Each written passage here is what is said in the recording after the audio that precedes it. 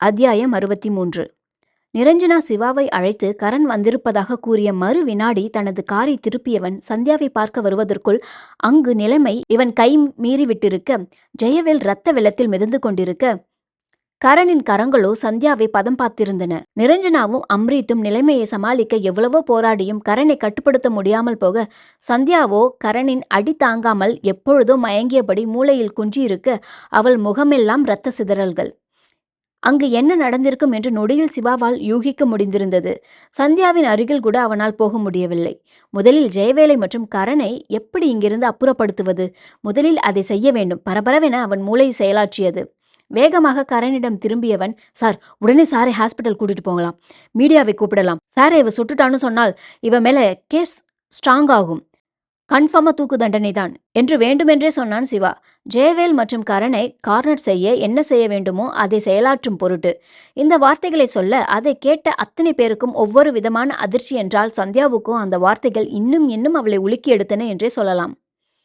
அவ்வளவுதானா தன் வாழ்க்கை? யாருக்கு பதிலாகவோ ஜெயில்வாசம் செய்ய வந்து இனி அவள் செய்த குற்றத்திற்காக ஜெயில் தண்டனையா? உதடுகள் உலர்ந்தன. உடலோ மரத்தது. தனக்கும் ரகுவுக்குமான திருமண வாழ்க்கையில் சின்ன சின்ன பிரச்சனைகள் வந்து இப்பொழுது மொத்தமாக மூடுவிழாவா? கண்களில் இருந்து நீர் கரகரவென வடிய, கண்மண் தெரியாமல் கரண் அடித்த அடிகள் வேறு அவளை அசையக்கூட முடியாமல் செய்திருக்க, வார்த்தைகள் கூட பேச முடியவில்லை. சிவாவுக்கு சந்தியா இருந்த நிலைமை பார்க்கவே மனம் தாங்கவில்லை. இருந்தும் அவள் அருகில் செல்ல முடியாத நிலை. அதே நேரம் ஜெயவேல், கரண், இவனை பொறுத்தவரை அவளுக்கு தண்டனை வாங்கி கொடுக்கணும். அதுக்கு நான் தான் கிடைத்தேனா? மீடியாவை கூப்பிட்டு என் மானத்தை ஏலம் போட போகிறானா? என்னை சுட்ட இவளை நாம வேற மாதிரி டீல் பண்ணிக்கலாம். என்னை ஹாஸ்பிட்டலுக்கு கூட்டிட்டு போடா. முதல்ல குண்டை எடுக்கணும். அப்பொழுதும் தன் அரசியல் வாழ்க்கையின் கவலையோடு பதறியபடி பேசிய ஜெயவேல் சந்தியாவை முறைத்தார். அவளை பார்க்கும் பொழுதே சற்று முன் நடந்தது நினைவில் வந்தது. அவள் மேல்கோட்டின் மேல் கையை வைத்த அதே நேரம் கரணின் துப்பாக்கியை எடுத்து தன்னை சுட்டவளை அதிர்ச்சியோடு கொலைவெறியோடு பார்த்து வைத்த ஜெயவேலுக்கு உயிர் போகவில்லை என்பதை உணரவே சில நொடிகள் தேவைப்பட, முழங்காலுக்கு கீழே சுட்டால் நல்ல வேலை என்ற நிம்மதி வேறு வந்திருந்தது. தன்னை சுட்ட அதிர்ச்சியில் இருந்த சந்தியாவிடம் உடனடியாக அதே துப்பாக்கியை அவளிடமிருந்து பறித்து அவளை சுடப்போக, அதே நேரம் அறைக்கு வெளியே நின்றிருந்த நிரஞ்சனா, அம்ரித் இந்த கலேபர சத்தம் கேட்டு வந்திருக்க, சந்தியா நொடி நேரத்தில் தப்பித்திருந்தாள். அதினா இருந்த கட்டிடம் தனிமை கட்டிடம் என்பதால் அங்கு மற்ற யாருக்கும் இந்த கலவரம் எல்லாம் தெரியவும் வாய்ப்பில்லை. நினைவுகளை விடுத்து மீண்டும் கரனிடம் திரும்பிய ஜெயவேல், இவளை நான் தான் டீல் பண்ணணும் கரண். இவளுக்கு தூக்கு கயிறோ இல்லையோ ஆயுள் தண்டனையோ என் கையால தான் இவளுக்கு சாவு என்று அந்த நிலையிலும் வெறித்தனமாக கத்த, சார், பிளட் லாஸ் ஆகிட்டு இருக்கு. ஏற்கனவே 20% லாஸ் ஆகியிருக்கும் போல. இன்னும் அதிகமாச்சுன்னா பிளட் ப்ரெஷர் அதிகமாக போகுது. ஹாஸ்பிட்டலில் கூட்டிட்டு போறதுக்குள்ள ஹீமோராகிக் ஷாக் கூட ஆகலாம். ஏற்கனவே வயசானவர், இறந்துட்டார்னா? சிவா பொய்யாக பதறியபடி கரணிடம் சொல்ல, அது சரியாக வேலை செய்தது என்றே சொல்லலாம். ஜெயவேலுக்கு இப்பொழுது தன் உயிரின் மேலே பயம் வர, அது அவரின் கண்களிலேயே தெரிய, கரண், யாருக்கும் தெரியாமல் என்னை காப்பாத்த பாருடா என்று பதறிய பொழுதே, ஜெயவேல் சார், பயப்படாதீங்க. கரண் சாருக்கு அதெல்லாம் தெரியும். எங்க டீம் இந்த மாதிரி 1000 அண்டர் கிரவுண்ட் வேலை பார்த்துருக்கு. கவலைப்படாதீங்க என்று முடிக்க, கரணுக்கும் வேறு வழியின்றி, இப்போ போகிறேன், ஜெயவேல் உயிர் முக்கியம் எனக்கு என்று சொல்லிவிட்டு சந்தியாவை முறைத்த கரண் அடுத்த சில நிமிடங்களில் ஜெயவேலை மருத்துவமனைக்கு கொண்டு செல்ல ஆயத்தமாக நிமிடத்தில் அந்த இடம் மீண்டும் சாதாரணமாகி இருக்க, சந்தியாவோ இன்னும் இயல்பு நிலைக்கு திரும்பவில்லை. ஜெயவேலையும் கரணையும் யாரும் அறியா வண்ணம் அப்புறப்படுத்திய பின் இப்பொழுதைக்கு அவர்களால் பிரச்சனை இல்லை என்பதை நன்றாக உணர்ந்து கொண்ட சிவாவுக்கு ஓரளவு மனம் நிம்மதி வந்திருக்க, அம்ரித்தின் மேல் முதலாக அதிருப்தி வந்திருந்தது சிவாவுக்கு. இந்த இருவரை பற்றியும் அவருக்கு நன்றாக தெரிந்தும் இப்படி செய்து விட்டாரே, குறைந்தபட்சம் தனக்கு தகவலாவது சொல்லியிருந்திருக்க வேண்டும் என்று தனக்குள் மருகினான் தான். ஆனாலும் அவரோடு வாக்குவாதம் செய்வது இப்பொழுது சரியில்லை. சந்தியாவை தேற்றுவது முக்கியம் என உணர, அது மட்டுமல்லாமல் அவள் கைகளால் நடத்தப்பட்டிருந்த துப்பாக்கி சூடு அவளுக்கு பெரிய அதிர்ச்சியை கொடுத்திருக்கும் என்பதை அவன் மனம் உணர்த்த வேகமாக சந்தியாவின் அருகில் ஓடினான். அவளோ வெடவெடவென்று நடுங்கி அமர்ந்திருக்க, முகமெங்கும் இரத்த சிதறல்கள். அதோடு கரண் அடித்ததில் உதடு வேறு கிழிந்து தொங்கி அதிலிருந்து ரத்தம் வேறு வந்திருக்க, நெற்றியிலும் ரத்தம் வழிந்தது. வேகமாக தன் கட்டுப்பாட்டில் இருக்கும் பெண் மருத்துவர் சுமனை அழைத்து அங்கு வர சொல்லிவிட்டு அவள் அருகில் போக, சந்தியாவுக்கு பேச்சே வரவில்லை. விரல்களை மட்டுமே நீட்டி காட்டியபடி ஜெயவேல் இருந்த இடத்தை நோக்கி காண்பித்துக் கொண்டிருக்க, அவளின் சுட்டிக்காட்டிய அந்த விரல்கள் கூட நடுங்க, தேகம் நடுங்கிய விதத்தை சிவாவுக்கு சொல்லவா வேண்டும்? சந்தியா, ஒன்னும் இல்லடா, உனக்கு ஒன்னும் ஆகல என்று தன்னோடு அணைத்து கொள்ள, ஆனாலும் அவளின் நடுக்கத்தை அவனால் நிறுத்தவே முடியவில்லை. பேச வைக்கவும் முடியவில்லை. அந்த கயவர்கள் தன்னிடம் நடந்து கொண்ட அதிர்ச்சி, கரணின் வன்முறை, எல்லாவற்றிற்கும் மேலே தன்னை காத்துக்கொள்ள ஒரு உயிரை கொள்ள முயன்றது என உச்சக்கட்ட அதிர்ச்சிக்கு கொண்டு சென்று, அதிர்ச்சியில் சந்தியா உறைந்திருக்க அவளை இயல்பு நிலைக்கு கொண்டு வரவே முடியவில்லை அங்கிருந்த யாராலும். சிவா எவ்வளவோ பேசி பார்த்தான். நிரஞ்சனாவும் எவ்வளவோ முயல முடியவில்லை அவர்களால். சுமனம் இப்பொழுது வந்திருக்க சந்தியாவின் சிறை அறைக்கு கூட்டி வரப்பட்டிருந்தாள் சந்தியா. கிட்டத்தட்ட 3 பேர் அடங்கிய கும்பல் சந்தியாவை பெரும்பாடு பட்டு கொண்டிருக்க, அதீனாவோ புருவ நெறிப்போடு கூடிய கேள்வியோடு அந்த திசையையே நோக்கி கவனம் வைக்க, சிவா அதீனா சற்று அருகில் இருக்கின்றாள் என்று நினைக்கவே இல்லை. தமிழ்நாட்டில்தான் அதீனா பிறந்திருந்தாள் என்றாலும் அவளுக்கு தமிழ் தெரியாமல் இருக்குமா என்று சிவாவுக்கு சந்தேகம் இருக்க, பலவாறு பேசி பார்த்து முடிவில் அவளுக்கு தமிழ் தெரியவில்லை என்று முடிவு செய்திருந்தான். அதன் விளைவால் சந்தியாவிடம் தமிழில் பேசுவதை பெரிதாக நினைக்கவில்லை. அப்படியே அதீனாவுக்கு தமிழ் தெரிந்திருந்தாலும் சிவா அதை பற்றியெல்லாம் இப்பொழுது கவலை கொள்ளப் போவதில்லை. சந்தியா மட்டுமே முக்கியம் அவனுக்கு இப்பொழுது. நிரஞ்சனா சந்தியா அருகில் அமர்ந்தபடி அவளை அணைக்க, தான் இருந்த நிலையிலும் சந்தியா அவளிடமிருந்து விலகினாள். நிரஞ்சனாவுக்கு சுளீர் என நெஞ்சில் வலித்தாலும் அதையெல்லாம் கண்டு கொள்ளாமல், தியா ப்ளீஸ் பேசு தியா, உனக்கு ஒன்றும் இல்லை, நீ சுட்டதுல ஒரு தப்பும் இல்லை என்று அவளுக்கு சொன்ன பொழுதே தலை மட்டுமே ஆடியது. கண்களில் கண்ணீர் வந்து கொண்டே இருக்க தேகத்தில் நடுக்கம் இன்னுமே கூடியது. தேகம் முழுவதும் கூசியது சற்று முன் தன் நிலையை நினைத்து. சிவா சந்தியா அருகே அமர்ந்து அவளை தன் தோளோடு சாய்த்தபடி, சந்தியா இங்க பாரு, இங்க நடந்தது உனக்கோ இல்லை சுட்டது நீயோ இல்லை, அதை அண்டர்ஸ்டாண்ட் பண்ணிக்க. உனக்கும் இதுக்கும் எந்த சம்மந்தமும் இல்லை. இதை பற்றி நீ கவலையே பட வேண்டாம். இதனால உனக்கும் எந்த பிரச்சனையும் வரப்போறதில்லை என்று எவ்வளவோ எடுத்து கூறியும் அவள் கேட்கவே இல்லை. சிவா கவலையாக சுமனை பார்க்க, நோ வரி, நார்மலா வருவா. இந்த அதிர்ச்சியிலிருந்து அவளால் வெளியில வர முடியல, டைம் கொடுங்க, ஷி வில் பி பேக் என்று சொல்ல சிவாவுக்கு அப்பொழுதுதான் உயிரே வந்தது. நிரஞ்சனா தன் தோழியை கவலையோடு பார்த்தபடியே இருந்தவளுக்கு திடீரென்று ஒரு யோசனை அவளுக்குள் மின்னல் கீற்றாக வெட்டியது. சந்தியா, ரகு உன்கிட்ட பேச கால் அடிச்சுட்டே இருக்கிறாரு. நான் பேசட்டுமா? நீ இப்படி இருந்தேன்னா, பேசாமல் இருந்தேன்னா அவர் என்னமோ ஏதோன்னு நினைக்க போறார். இன்னைக்கு ஒரு நாள் மட்டும் நான் உன்ன மாதிரி பேசவா? ரகு கஷ்டப்பட போகிறார் என்று ராகவுக்காக வருந்துவது போல பேச, எதை சொன்னால் தன் தோழியை மீட்டெடுக்க முடியுமோ அதை சொல்லி அவளை கேட்க அது சரியாக சந்தியாவிடம் வேலை செய்தது. இப்பொழுது சந்தியாவின் கண்கள் நிரஞ்சனாவை கோபத்தில் வெறிக்க, அவளது தேகத்தின் நடுக்கம் மெதுமெதுவாக குறைய ஆரம்பிக்க, அதை உணர்ந்த சிவா நிரஞ்சனாவை ஆச்சரியத்துடன் பார்த்தான்.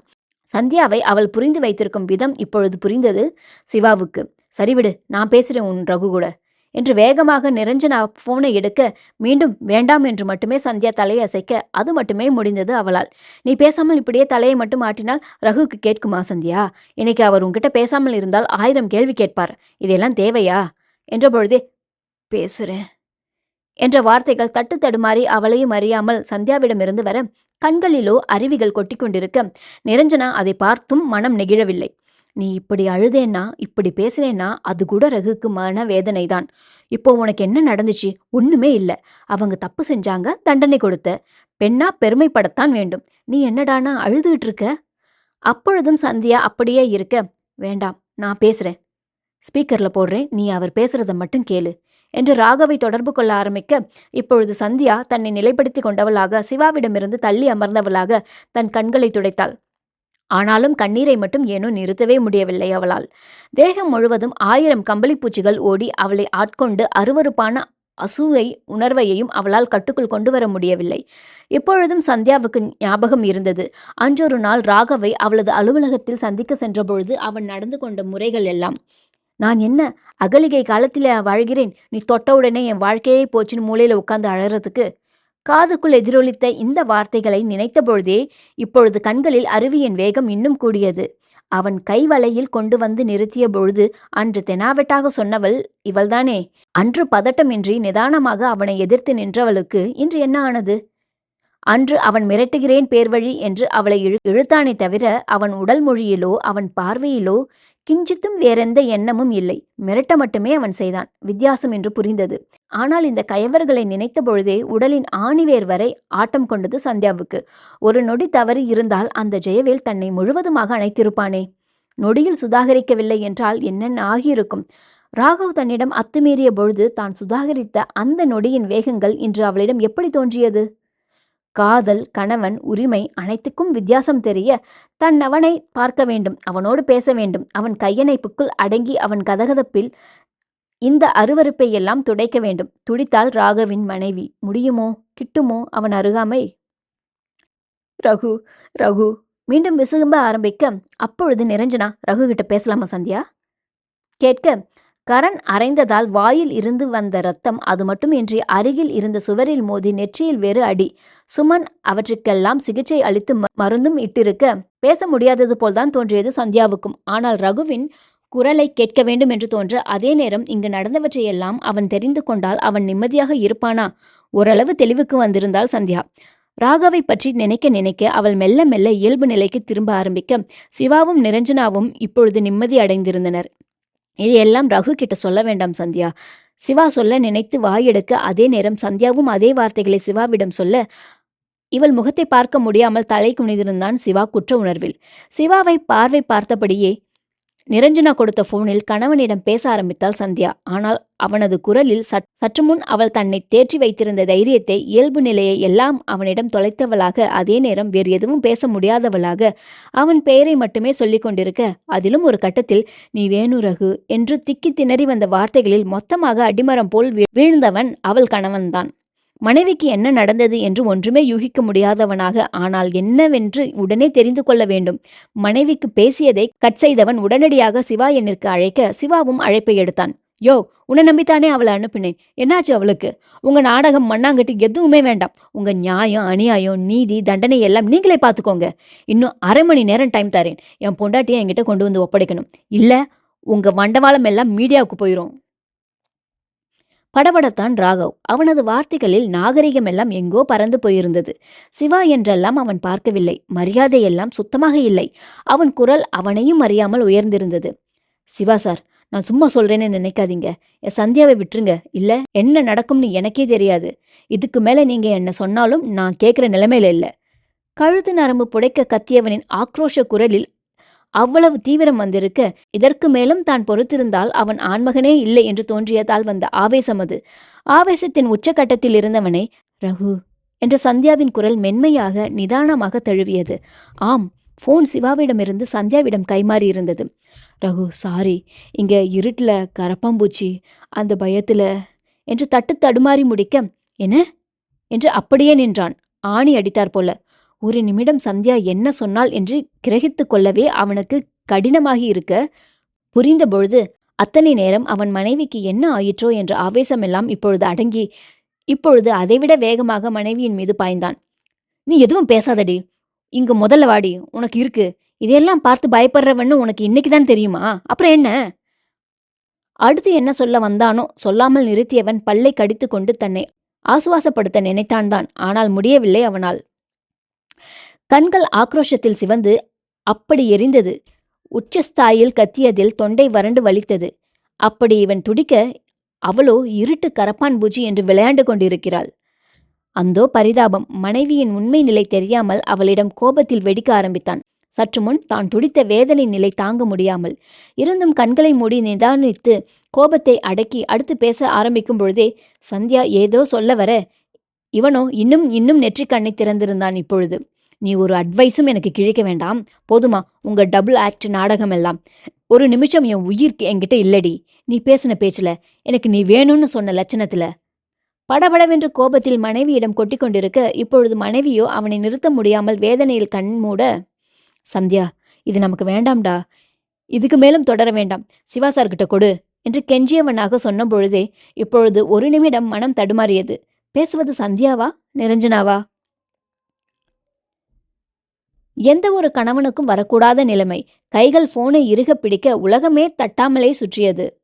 சிவாவின் போன் இப்பொழுது கைமாறி இருக்க, நிரஞ்சனாவா சந்தியாவா? இந்த சந்தேகம் எப்பொழுது வந்ததோ ராகவ் சிவாவுக்கு கட்டளையிட்டான். வீடியோ கால் போடுங்க. இது சந்தியாதானா? நான் பார்க்கணும். கிட்டத்தட்ட கத்த ஆரம்பித்திருந்தான் வெறித்தனமாகவே. சிவாவோ அது முடியாது என மறுத்தவனாக, நீ சந்தியா கிட்ட பேசு, சந்தியாதான் பேசுறா என்று சிவாவும் போராட, ராகவ் நம்பவே இல்லை. நான் நம்ப மாட்டேன், நம்பவே மாட்டேன் என்று உச்சஸ்தாயில் கத்த, கணவனின் ஆக்ரோஷத்தில் சந்தியா இப்பொழுது உண்மையாகவே பயந்தவளாக அவனது கோபத்தை நிறுத்தும் முயற்சியில், ரகு, நான் சந்தியாதான் ரகு, உன் சகிதான் பேசுறேன் ரகு. நம்ப மறுத்தான் ராகவ். உண்மையிலேயே அவனுக்கு பைத்தியம் பிடிப்பது போல் இப்பொழுது இருந்தது. எதையும் நம்ப முடியவில்லை. கேட்பதெல்லாம், தன்னை சுற்றி நடப்பதெல்லாம் நிஜமாகவே தெரியவில்லை. எல்லாமே நாடகமாகவே தோன்ற சந்தியா என்று நிஜம் பேசிய போதும் நிஜம் எது நிழல் எது என்று அவனால் பிரித்தறிய முடியவில்லை. எனக்கு உன் குரலை வைத்து நம்ப முடியல சந்தியா. உன்னை பார்த்தால்தான் நான் நிம்மதியா இருப்பேன் என்றவனின் குரல் நைந்து ஒலிக்க, நிரஞ்சனா அங்க வருவா, அப்போ என்கிட்ட பேசு. நிரஞ்சனா அங்க வருவா, அப்போ என்கிட்ட பேசு என்று சந்தியா குரலில் கடினத்தன்மை வந்திருந்தது. இப்பொழுது தன் நிலை புரியாமல் அவன் பேசுவதை கேட்டு இவளுக்கும் இப்பொழுது கோபம் வந்திருந்தது. அவள் கோபம் எல்லாம் அவனுக்கு உரைக்கவில்லை. அப்போ கூட நீங்க வரமாட்டீங்க மேடம், உனக்கு நான் முக்கியம் இல்லை அப்படித்தானே? பைத்தியக்காரனா வெட்ட வெளியில நிக்கிறேன்டி. உனக்கு இருட்டு பயம், கரப்பாம்பூச்சி பயம்னு திடீர்னு சொல்லி கதறுவ. அதுக்கு ஆறுதல் சொல்ல நான் வேணும் உனக்கு. எல்லோரும் சேர்ந்து என்னை உயிரோட கொல்றீங்க என்று ருத்ர தாண்டவம் ஆட ஆரம்பிக்க, அவனை நிறுத்தும் வழியோ இல்லை ஆறுதல் படுத்தவோ சந்தியாவால் முடியவில்லை. அவனை இப்படிப்பட்ட நிலைக்கு கொண்டு வந்து நிறுத்திவிட்டோமே என்ற நினைப்பு கோபத்தையும் மீறி இவளையும் கரை உடைக்க வைக்க, இன்னும் பேசினால் அவனிடம் அழுது கதறிவிடுவோம் என்று தோன்ற தன்னை கட்டுப்படுத்தி கொண்டவளாக, சரி விடு, இனி நான் உன்கிட்ட எது வந்தாலும் சொல்ல மாட்டேன். நான் எப்போ நேரில் பார்க்கிறேனோ அப்போதே பேசுறேன். சட்டென்று சந்தியா போனை வைக்க, இப்பொழுது திகைத்து நின்றவன் அவள் கணவனே. சந்தியாவுக்கு ஏதாவது ஆகிவிட்டதோ என்ற பயத்தில் அதிகமாக பேசிவிட்டோமோ தனக்கிருந்த படபடப்பில் யோசிக்க ஆரம்பித்திருந்தான் ராகவ். ஆறுதல் தேடி தன்னோடு பேச வந்த மனைவிக்கு தான் ஆறுதலை தரவில்லையோ? இப்பொழுது தனக்குள்ளாக ராகவ் புலம்ப ஆரம்பித்தான். ஆனாலும் தன்னவளுக்கு எந்த பிரச்சனையும் இல்லை என்பதை நம்ப அடம் செய்தது அவனது காதல் மனம். அதே நேரம் தான் மிரட்டிய பொழுது தயங்கிய சிவாவின் குரல் ஞாபகத்துக்கு வர, சிவாவுக்கு காலடித்தவன் கராராக பேச ஆரம்பித்தான் மிரட்டும் துணியில். நிரஞ்சனா இப்போ இங்க இருக்கணும். அரை மணி நேரத்தில் இங்க உங்க வீட்டுல இருக்கணும். இல்லை வீடியோ கால் போடுங்க. சந்தியாவுக்கு ஒன்றும் ஆகலைன்னு நான் அப்போதான் நம்புவேன். இதுல எது நடக்கலைனாலும் நீங்க பெரும் விளைவுகளை சந்திக்கணும் சிவா சார் என்று சிவாவுக்கு ஆணையிட, வேறு வழியில்லாமல் சிவா நிரஞ்சனாவை தனது இல்லத்துக்கு அனுப்ப, நிரஞ்சனா வந்த அடுத்த நொடி சிவாவுக்கு இவன் அழைக்க, சிவாவும் சந்தியாவை பேச வைத்தான். நிரஞ்சனா சற்று தள்ளி இருக்க சந்தியாவிடம் பேச ஆரம்பித்தான். அவளிடம் கண்ணே மணியே இல்லை, வழக்கமான அவனது கொஞ்சல் அழைப்பான சகி என்றெல்லாம் கொஞ்சவில்லை. சரமாரியாக திட்டல்கள்தான் அந்த அழைப்பு முழுவதும். ஆறுதலாக பேசத்தான் நினைத்தான். அதையும் மீறி கோபத்தில்தான் வார்த்தைகள் வந்தன. அனுபவித்த வேதனை அப்படி. இதையெல்லாம் தெரியாமல நீ ஜெயிலுக்கு போன? அது என்ன ஸ்டார் ஹோட்டலாடி என்று அவன் திட்டிக் கொண்டிருக்க, லவ் யூ ரகு என்றால் இவளோ அவனின் திட்டல்கள் எல்லாம் யாருக்கோ என்பது போல. கேட்ட அவளின் காதல் ததும்பிய வார்த்தையில் இன்னும் இன்னும் திட்ட ஆரம்பித்தான் இவன். ஏய், நான் உன்னை திட்டிக்கிட்டு இருக்கேன்டி என்ற பொழுதே இவனுக்கே சந்தேகம் வந்திருந்தது. நாம் இவளை திட்டுகிறோம் என்ற பெயரில் கொஞ்சம் கொண்டிருக்கின்றோமோ என்று. இல்லை என்று மனம் சொல்ல, சந்தியா, அவனவன் இருக்கிற நிலைமை தெரியாம கடுப்படிக்காதடி எனும் பொழுதே, நீ என்னமோ பேசிக்கொள், நான் இப்படித்தான் பேசுவேன் என்று சந்தியா பேச ஆரம்பித்தாள். உன் மேல எனக்கு லவ் இருக்கா இல்லையான்னு உன்கிட்ட சந்தேகம் கேட்டேன்ல ரகு. இப்ப சொல்றேன் ரகு, காதல்னா என்னன்னு உன்கிட்ட மட்டும்தான் புரிஞ்சுக்கிட்டேன் ரகு என்ற அவளது குரலில் அவன் கோபம் எல்லாம் வேறு உலகத்துக்கு போகாமல் இருந்தால்தான் ஆச்சரியம். அதே நேரம் சொன்ன சந்தியாவின் குரலில் விளையாட்டோ குறும்போ இல்லை. தீவிரத்தை உணர்ந்த போது இவனும் கோபப்படவில்லை. சந்தியா, நீதான் குழம்பிட்டு இருந்த, எனக்கு தெரியாதா? எனக்கு உன் மேல லவ் இல்லாமலா? அங்கு இருந்துட்டு என்ன கஷ்டப்படுத்துறடி என்ற பொழுதே அவன் குரல் இப்பொழுது கோபத்தை தொலைத்திருக்க, அவனது சகியோ பொங்கி வந்த அழுகையை அடக்க முயற்சி செய்து கொண்டிருந்தாள். என்னதான் தன்னவனிடம் காதல் மொழி பேசிக் கொண்டிருந்தாலும் நடந்த நிகழ்வுகளை அவளால் மறக்கவே முடியவில்லை. ஜெயவேல் கரனை பற்றி அவனிடம் சொல்ல மனம் துடித்தது.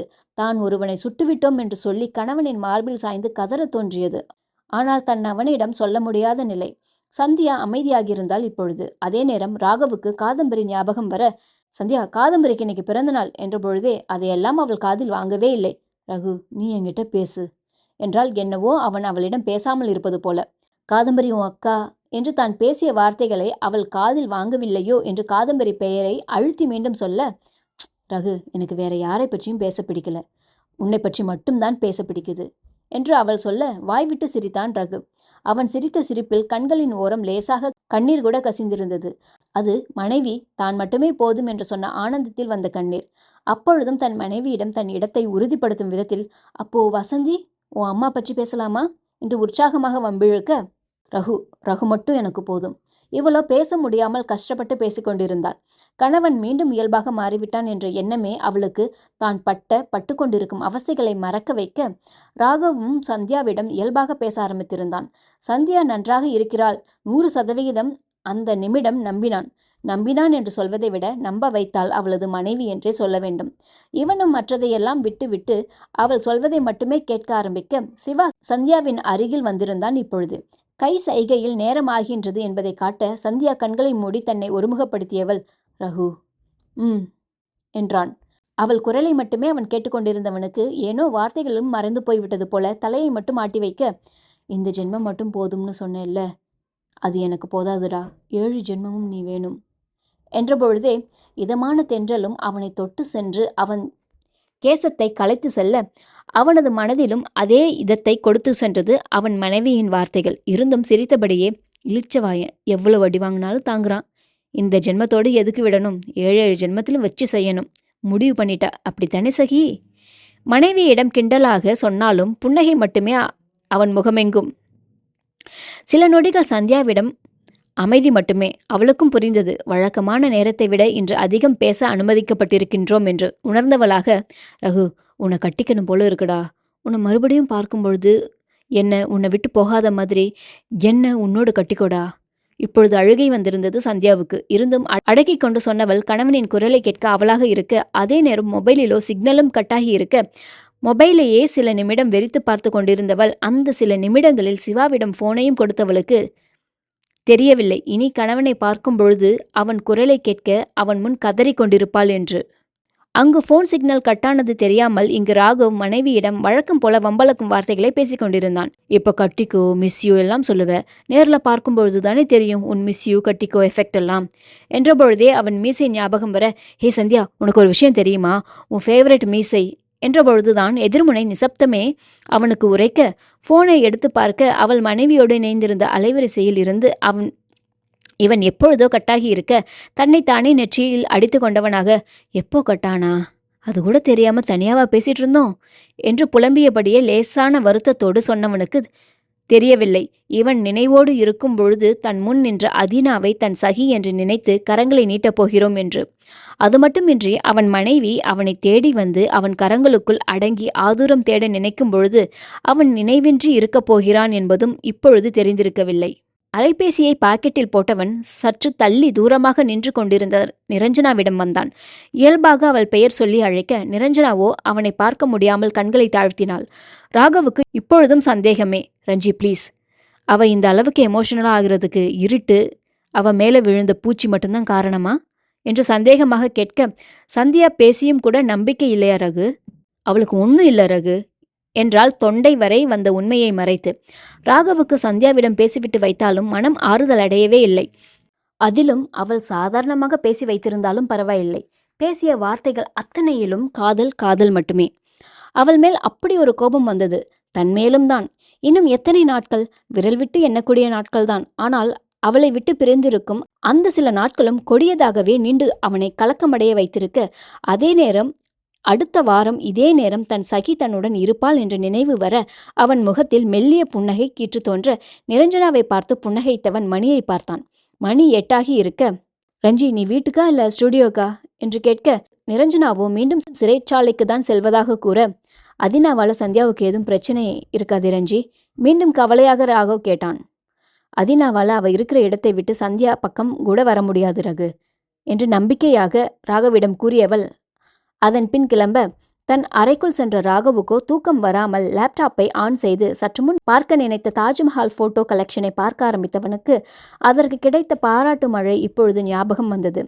அந்த போட்டியில் அனைவரும் தாஜ்மஹாலை மட்டுமே சுற்றி சுற்றி வந்து வளைத்து வளைத்து பல்வேறு விதமான கோணங்களில் எடுத்திருக்க, ராகவ் மட்டுமே ஷாஜகானின் பார்வையில் தாஜ்மஹால் என்ற மையப்பொருளை கருத்தாக கொண்டு ஷாஜகான் இறுதி நாட்களில் சிறை வைக்கப்பட்டிருந்த இடத்தை தேர்ந்தெடுத்து இப்பொழுது அங்கிருந்து வெகு உயரமான கட்டிடத்தில் இருந்து தாஜ்மஹாலை படம் பிடிக்க, இவனின் இந்த சிந்தனைக்காக அவனது புகைப்படங்கள் முதலிடத்தை வென்றிருந்தன. அந்த போட்டியில் அமைதியாக அவற்றையே பார்த்தபடி இருந்த ராகவுக்கு திடீரென யோசனை வெட்டியது. சந்தியாவை கோர்ட் வளாகத்திற்கு கூட்டி வரும் பொழுதே பார்க்க வேண்டும் போல தோன்றியது. ஏனோ அவளை பார்க்க வேண்டும் என்ற உந்துதல் தந்த ஆர்வம் அவனை அப்படி யோசிக்க வைக்க, அதிலும் சிக்கலே. தெரியாத ஊர், முன்னே இங்கிருந்த இடங்களுக்கு போக வர வெங்கட் உதவி செய்தான். இப்பொழுது என்று யோசிக்க, இப்பொழுது அவன் டெல்லியில் தான் இருக்கின்றான், உதவிக்கும் அழைக்கலாம். ஆனால் இந்த சில நாட்களில் அவன் கால் செய்த போதெல்லாம் எடுக்கவில்லையே. அவனை பார்த்தால் எப்படியும் அவனிடம் இங்கு நடப்பவற்றையெல்லாம் தான் உளறி விடுவோம் என்று ராகவுக்கு சர்வ நிச்சயமாக தெரியும். அதனாலேயே அவன் வெங்கட்டை தவிர்த்து வந்தான். பாதுகாப்பு தேடி இல்லை சிவாவை எதிர்க்க வேண்டுமென்று நினைத்திருந்தால் அவன் எப்பொழுதோ வெங்கட்டின் உதவியை கோரியிருப்பான். அப்படி ஒரு சூழ்நிலை அவன் மனைவி தந்துவிட்டாளே. ஆக அவனை பார்த்தால் தான் இருக்கும் மன அழுத்தத்திற்கு தன் நண்பனிடம் அதற்கொரு வடிகால் தேடிவிடுவோம் என்று தோன்ற வெங்கட்டை முற்றிலுமாக தவிர்த்திருந்தான் ராகவ். ஆனால் இப்பொழுது அவன் உதவி தேவைப்பட அழைத்தால் எடுப்பானா? அப்படியே எடுத்தாலும் நீதிமன்ற வளாகத்திற்கு எதற்கு புகைப்படம் இருக்கின்றாய், ஏன், எதற்கு என்று கேள்வி மேல் கேள்வி கேட்பானே. பொய் சொன்னால் கண்டுபிடித்து விடுவானோ? போலீஸ் முல்லை ஆயிற்றே, இவனுக்கு ஃபோன் செய்யலாமா வேண்டாமா? இந்த சிந்தனை மட்டுமே உழன்று கொண்டிருந்தது அவனுக்குள் இப்பொழுது.